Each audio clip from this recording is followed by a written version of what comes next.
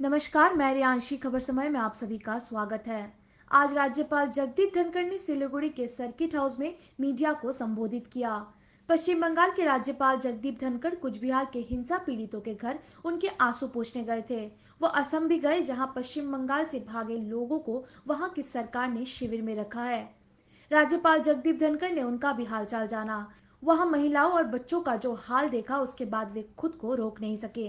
अपने अनुभव को बयां करते हुए राज्यपाल जगदीप धनखड़ इतने मर्माहत हो उठे कि हमेशा विनम्रता और अनुशासन में रहने वाले राज्यपाल अचानक ही देश में आ गए। राज्य की तृणमूल की सरकार और मुख्यमंत्री ममता बनर्जी पर जमकर हमला बोला।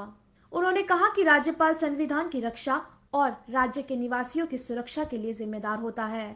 जब उन्होंने शीतलकुची और असम के हिंसा पीड़ितों से मिलने का फैसला किया, तो ममता बनर्जी ने ये कहते हुए उनका विरोध किया कि ये राज्यपाल का काम नहीं है।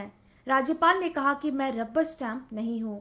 उन्होंने कहा कि मैंने सुना तो था कि पश्चिम बंगाल की राजनीति रक्त रंजित है, लेकिन यह हिंसा, बदले की आग और पुलिस प्रशासन की निष्क्रियता शायद देश में किसी भी राज्य में पहला उदाहरण होगा।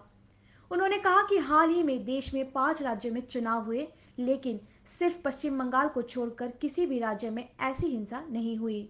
उन्होंने कहा कि ममता बनर्जी ने चुनाव के दौरान ही राज्य के लोगों को धमकी दी थी कि चुनाव के बाद जब राज्य से सुरक्षा बल वापस चले जाएंगे, तब उन्हें कौन बचाएगा।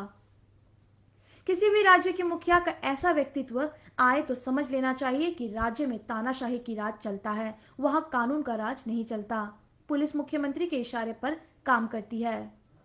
राज्यपाल ने कहा कि जिस तरह का पश्चिम बंगाल में हालत बन गया है, ये भविष्य को तबाह करने वाला है। हम सभी को इस पर चिंतन करने की जरूरत है। राज्यपाल ने कहा कि मैं कोलकाता जाकर इस संदर्भ में एक आदेश जारी करूंगा। मालूम हो कि पश्चिम बंगाल के राज्यपाल जगदीप धनखड़ राज्य में हिंसा से प्रभावित इलाकों का दौरा कर रहे हैं। इसी क्रम में राज्यपाल आज सिलीगुड़ी के सर्किट हाउस में मीडिया को संबोधित किया। अभी के लिए इतना ही। ऐसे ही ताजा तरीन खबरों के लिए हमारे साथ बने रहे और देखते रहे खबर समय। हर समय खबर समय। धन्यवाद।